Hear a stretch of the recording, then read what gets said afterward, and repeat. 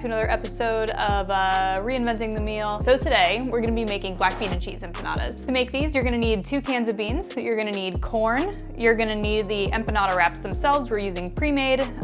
Not a big deal if you're using pre-made, just thaw them out from the freezer. We don't have time to make empanada dough from scratch. I would only say make empanada dough from scratch if you were throwing a party or something with friends and you wanted to impress them, but parties are socially illegal right now. So you're gonna need cilantro, cheddar cheese, a yellow or white onion, some minced garlic, and it's optional, but if you have an egg, that'll come in handy later. Obviously, the most important part here is the filling, so we're gonna start with that.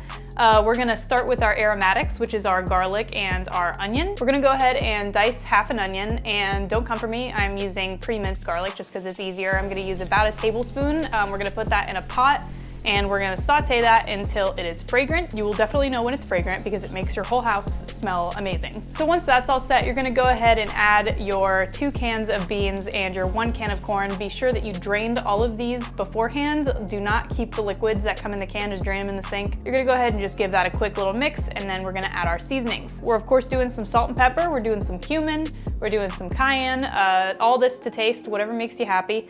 And then a little bit of smoked paprika. You're gonna give that a nice stir so all the seasonings and everything else are nicely mixed together.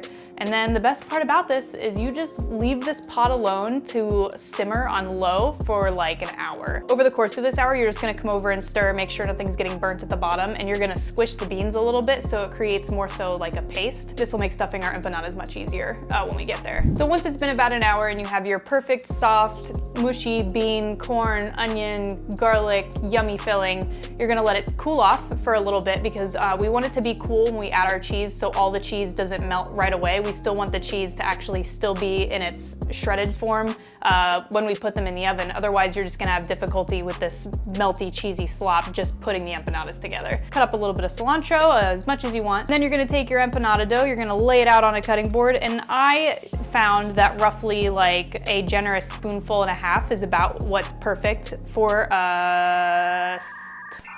wow, what happened? About a spoonful and a half is good to stuff them with. Why can't I say this? About a spoonful and a half is the perfect amount of empanada stuffing for these empanada wrappers. There we go. So once your spoonful and a half of filling is in there, you're gonna roll it over like so, and you're gonna kind of press the ends with your fingers, making obviously a empanada semicircle, and then you're gonna take a fork and then you're gonna seal the ends there. It's okay if a little spills out. They're gonna spill out in the oven no matter what. They're gonna leak. There's nothing you can do about it. You're gonna repeat this process however many times.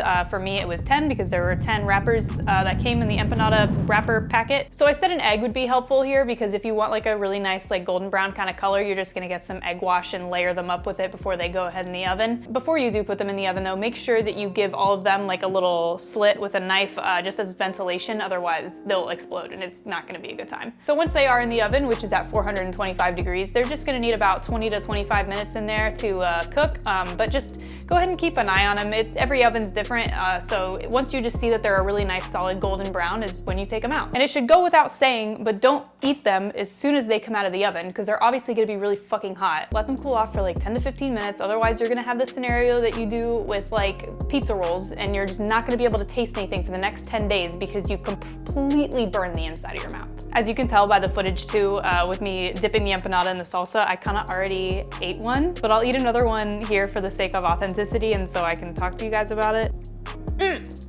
Nice and cheesy, and you got the corn and you got the beans and it's so well seasoned.